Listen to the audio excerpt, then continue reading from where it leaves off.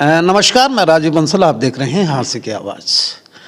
किसी शहर के विकास की धुरी शहर के एसडीएम पर बहुत डिपेंड करती है, और एसडीएम सब डिविजनल मजिस्ट्रेट, जिसे हम एसडीओ सिविल भी बोलते हैं।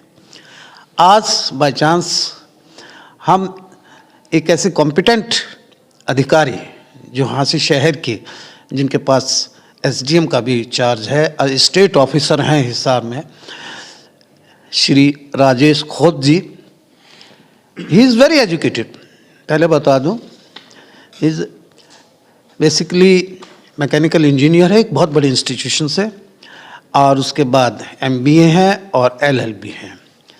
और इसके साथ साथ जितने अच्छे अधिकारी हैं उतने अच्छे इंसान भी हैं। ज़िंदगी बेहतर जब होती है जब आप खुश होते हैं, और ज़िंदगी बेहतरीन जब होती है जब आपकी वजह से नगरवासी खुश होते हैं, ऐसा मेरा मानना है। आइए एक मीठी सी मुलाकात करते हैं और उनसे कुछ क्वेश्चन भी पुट करते हैं। राजेश खोत जी, एसडीएम हाँसी। सर नमस्कार। सबसे पहले तो मैं हाँसी की आवाज़ पे आपका हार्दिक अभिनंदन करता हूँ, खैर मकदम करता हूँ। बहुत धन्यवाद राजीव जी, बहुत धन्यवाद, थैंक यू। सर नया साल आया है, एक रेजुलेशन के साथ जुमे आपको 2 महीने हुए हैं एसडीएम हाँसी एज एडिशनल चार्ज है आपके पास, और एक आपकी कॉम्पिटेंसी को देखते हुए आपके पास 2 चार्जेस और हैं। सबसे पहले तो हाँसी की आवाज़ के सभी दर्शकों को, श्रोताओं को बहुत बहुत नमस्कार, और नए साल के नव वर्ष 2025 की ढेरों शुभकामनाएं। और जो भी आप मुद्दे उठाएंगे, जो आप पिछले 2 महीनों में हाँसी की आवाज़ ने बहुत ज्वलंत मुद्दे और बहुत प्रेसिंग इश्यूज उठाए हैं, इसके लिए मैं आपका धन्यवाद भी करता हूँ। It is up to you sir. Thank you so much. Sir Hansi का लेआउट बड़ा उबड़ खाबड़ है, ये तो हिस्टोरिकल शहर है, लेकिन यहाँ सबसे बोटलनेक प्रॉब्लम जो है, आपने भी एक्नॉलेज किया होगा, स्टे कैटल्स और बेसहारा गाय जिसे कहते हैं, इट कॉज एक्सीडेंट्स। बहुत ज़्यादा एक्सीडेंट भी होते हैं, दुर्घटना का कारण भी बनते हैं। इस पे आपने क्या स्ट्रीमलाइन किया है और क्या एक्शन प्लान है आपकी? देखिए, जितनी भी समस्याएं हैं उन पर गंभीरता से न केवल चर्चा हुई है, बल्कि आगे का एक्शन प्लान भी तैयार कर दिया गया है। स्टे कैटल की आपने बात उठाई है, बेसहारा पशुओं की, तो इसके बारे में विस्तारपूर्वक आपको बताना चाहूँगा कि सबसे पहले शॉर्ट टर्म और उसके बाद लॉन्ग टर्म, दोनों तरीके से इस हार्ड और ज्वलंत मुद्दे को टैकल किया जा रहा है। शॉर्ट टर्म में क्या किया जा रहा है कि बेसहारा पशुओं को पकड़ने के लिए नगर परिषद हाँसी द्वारा जो टेंडर किया जाना था वो टेंडर कर दिया गया है, वर्क ऑर्डर अलॉट कर दिया गया है, और आप इसी हफ्ते में देखेंगे कि बेसहारा पशुओं से निजात मिलनी, हाँसी के नागरिकों को निजात मिलनी शुरू हो जाएगी बेसहारा पशुओं से। उसके बाद मैं आपको थोड़ा लॉन्ग टर्म के बारे में भी बता दूं कि ये एक, ये समझ लीजिए कि सैनिटेशन और बेसहारा पशुओं से निपटना ये एक डेली का मुद्दा है, डे टू डे लाइफ का एक पार्ट है हमारा। तो इसमें लॉन्ग टर्म भी बहुत ज़रूरी है। देखिए, सिरसा और फतेहाबाद ज़िले में लगभग हर गांव में आपको गौशाला मिल जाएगी। अभी पीछे एक ढाणा गांव का एक इशू आया था, कोई गेट को लेकर विवाद हो गया था, सामाजिक विवाद। तो मैंने उनसे प्रश्न किया कि आपके गांव में गेट कितने हैं, स्वागत द्वार? बोले जी 4-5 होंगे। मैंने कहा गौशाला कितनी? बोले जी एक भी नहीं, आसपास के 10-15 गाँव में भी नहीं है, 20 गाँव में भी नहीं है गौशाला। तो लॉन्ग टर्म सोल्यूशन ये है कि हम गौशाला नंदीशाला का निर्माण करें और उसमें बेसहारा पशुओं को सम्मानपूर्वक रखें और उनकी जीवन का देखभाल करें। हर जीव हमारे लिए इम्पोर्टेंट है, गाय हमारे लिए बहुत इम्पोर्टेंट है, तो बेसहारा गायों को हम उनके हाल पर नहीं छोड़ सकते। इसके लिए ढाणा गांव में NH9 के ऊपर ही ढाणा गांव में 4 एकड़ ज़मीन निर्धारित कर ली गई है, मौका देख लिया गया है, और आसपास के जो 9 गांव हैं, 10 गांव हैं जो मजरा ढाणा में पड़ते हैं, उनके ग्राम पंचायतों से मुलाकात हो गई है। ग्राम पंचायत के सरपंचों से, एक्स सरपंचों से, पटवारियों से, ग्राम सचिवों की विस्तृत बैठक इसी हॉल में कर ली गई है और रूपरेखा तैयार कर ली गई है। इसी महीने में जनवरी माह में ही आपको एक नई गौशाला का निर्माण शुरू हो जाएगा। हाँसी वासियों को एक 2025 की ये सौगात होगी, और मैं आपके माध्यम से सभी हाँसी के निवासियों से निवेदन करना चाहूँगा कि इसमें बढ़ चढ़ करके अपना योगदान दें। पहले ही 5 योगदान तो आ चुके हैं, तो आपका इस विषय में धन्यवाद। सर एक प्रॉब्लम रहती है ट्रैफिक हजार्ड और इंक्रोचमेंट की। अतिक्रमण जो है बार बार यानी कि नगर परिषद के द्वारा अतिक्रमण हटाओ अभियान चलाया जाता है, एक्सपेडिशन लिया जाता है इंक्रोचमेंट को इरेडिकेट करना, लेकिन जिसकी वजह से ट्रैफिक हैजार्ड भी रहता है, यानी कि जाम की स्थिति बनी रहती है। इस पर आपका कितना एम्फेसिस और फोकस रहेगा इसका? मेरा निवेदन आपके माध्यम से व्यापारियों को पहले भी था, जो व्यापारी हैं, दुकानदार हैं, कि अतिक्रमण हटाना उनके हित में है, स्वयं व्यापारी के व्यापार के हित में है। इससे ट्रेड बढ़ेगा, इससे दुकान पर ज़्यादा लोग आएंगे। दुकानदारों के हित में ही है कि वे अतिक्रमण हटा लें। अगर सड़क खुली होगी, ट्रैफिक इजीली आ जा सकेगा, ट्रैफिक पार्किंग व्यवस्था अच्छी होगी, तो ज़्यादा लोग मार्केट में आएंगे, ज़्यादा हमारी अर्थव्यवस्था हाँसी की सुधरेगी। और न केवल कंज्यूमर्स के हित में है बल्कि दुकानदारों के भी हित में है कि वो अतिक्रमण हटाने को अपनी आदत बना लें। कई बार ये देखा गया कि जब हम जाते हैं, अभियान चलाते हैं, तो घंटा 2 घंटा के लिए स्थिति सुधरती है और फिर वही काउंटर बाहर आ जाता है। तो मेरी बार बार निवेदन रहेगा, हाँसी के लोग प्यार से मानते हैं, हाँसी के लोग प्यार से समझते हैं और समझे भी हैं बात को, और मुझे ये उम्मीद है कि कोई चालान नहीं करना पड़ेगा इस बारे में। नहीं सर, बार बार वो रीइंस्टेट कर लेते हैं, दोबारा रिटेन हो जाता है, तो इसको इन्फोर्स करने के लिए कुछ ना कुछ तो आपको करना ही पड़ेगा ना। 26 जनवरी, देखिए 26 जनवरी तक का टाइम दिया गया है कि अपने आप ही इस व्यवस्था को सुधार लें। चाहे बस अड्डे के साथ वाली मार्केट हो, चाहे बड़सी गेट हो, उमरा गेट हो, सारी जगह अतिक्रमण था और उसको पहले से तो स्थिति सुधरी है, लेकिन फिर भी मैं संतुष्ट नहीं हूँ इससे। और अगर हमें टफ़ मेजर्स लेने पड़े तो फरवरी में टफ़ मेजर्स लेंगे। जनवरी तो प्यार से ही काम चलेगा, निवेदन से काम चलेगा, और परसुएजन की जो पॉलिसी है, प्यार की पॉलिसी है, वही अभी चलेगी जनवरी में। तो you will take tough measure अगर ज़रूरत पड़ी, इफ़ नीडेड, बट मुझे पूरी उम्मीद और भरोसा है कि हाँसी के लोग प्यार से मान जाएंगे, हाँसी के व्यापारी प्यार से मान जाएंगे। सर, एक HMPV वायरस का सुनने में आ रहा है कि इंडिया के अंदर 2 केसेस तो ऐसे डिटेक्ट हुए हैं।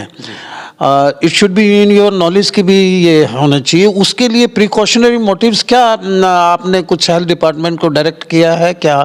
देखिए, जैसा कि आपने कोरोना में देखा था कि एक वायरस ने हमारी ज़िंदगी में कितनी तब्दीलियां ला दी और कितना हमें नुकसान झेलना पड़ा।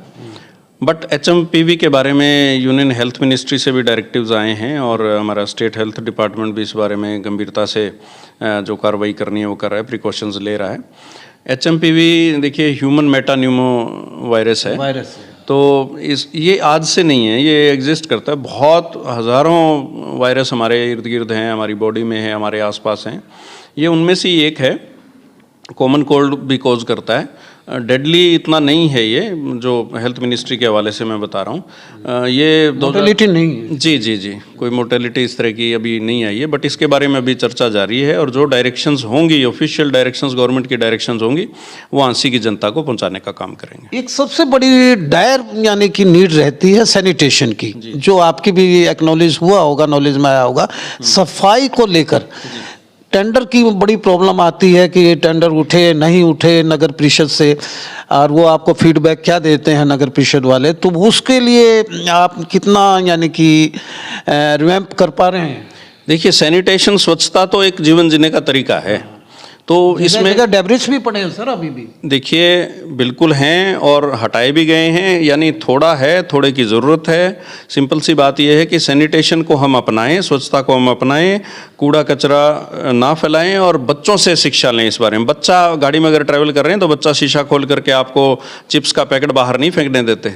बच्चे आजकल बहुत जागरूक हो गए हैं, तो बड़ों को बच्चों से सबक लेना चाहिए और स्वच्छता अपनानी चाहिए। कूड़ेदान में ही कूड़ा डालना चाहिए और उसकी डिस्पोजल करवानी चाहिए अच्छे तरीके से। और जो लेगेसी वेस्ट हमारे पास है, जिसका आप चर्चा कर रहे हैं, वो भिवानी रोड से पीछे हटाया गया है। अभी परसों 3 दिन पहले ही सेक्टर 5 HSVP का जो सेक्टर है यहाँ, वहाँ वहाँ आपने चलाया था नगर परिषद के सहयोग से, और इवन पंचायत विभाग, नरेगा के भी कर्मचारी उसमें लगाए थे।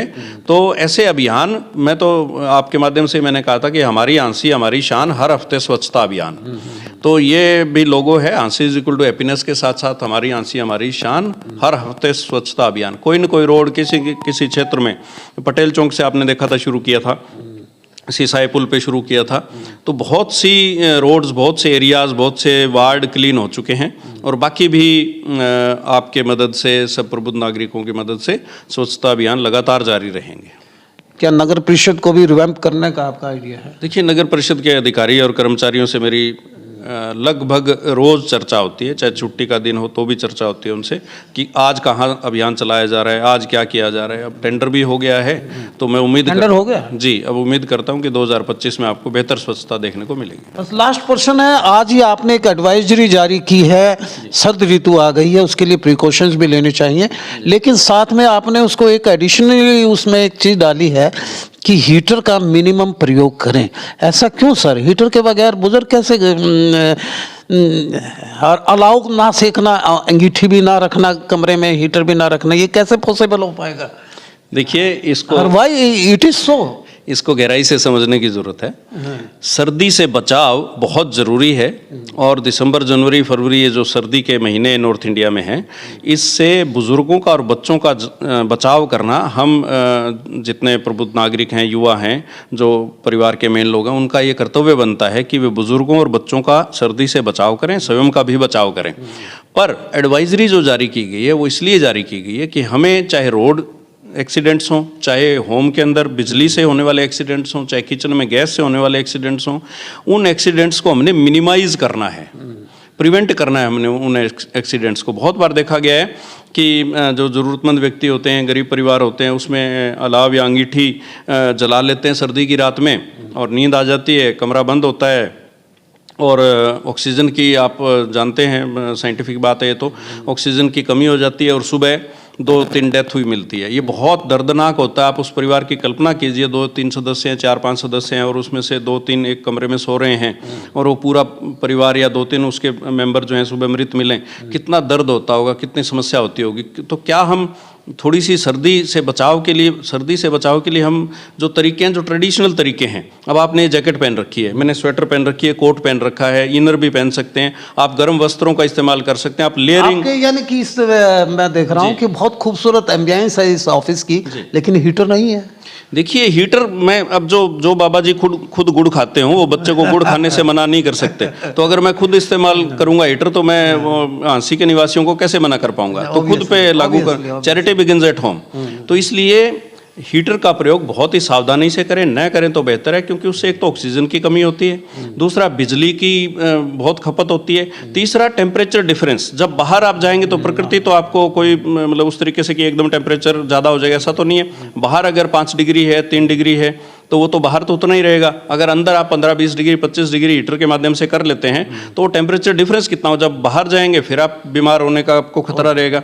तो जो टेम्परेचर वेरिएशंस हैं, उनसे बचना ही तो सर्दी से बचना कहलाता है। तो आप कपड़ों का इस्तेमाल करें, गर्म कपड़ों का, ऊनी कपड़ों का इस्तेमाल करें, हीटर का इस्तेमाल कम करें तो बेहतर है। ये एडवाइजरी जारी की गई है। थैंक यू एसडीएम साहब, आपसे बात करके बड़ी हर्ष की अनुभूति हुई। I express my gratitude to you on this talking. वो इस कदर हवाओं में खुशबू घोल देते हैं। कुछ लोग आज भी हैं जो मीठा बोल देते हैं। ये थे एसडीएम राजेश कोच जी, झांसी के एसडीएम हैं, बड़े कॉम्पिटेंट अधिकारी हैं। इस वीडियो को ज़्यादा से ज़्यादा आप शेयर कीजिए, हमारे पेज को फॉलो कीजिए और कमेंट बॉक्स में जाके कमेंट जरूर कीजिएगा एसडीएम साहब किस कदर यानी कि शहर को यानी कि अपलिफ्ट करने में लगे हुए हैं। देखते रहिए झांसी की आवाज़। Take care of yourself. ठंड बहुत है। Thank you very much.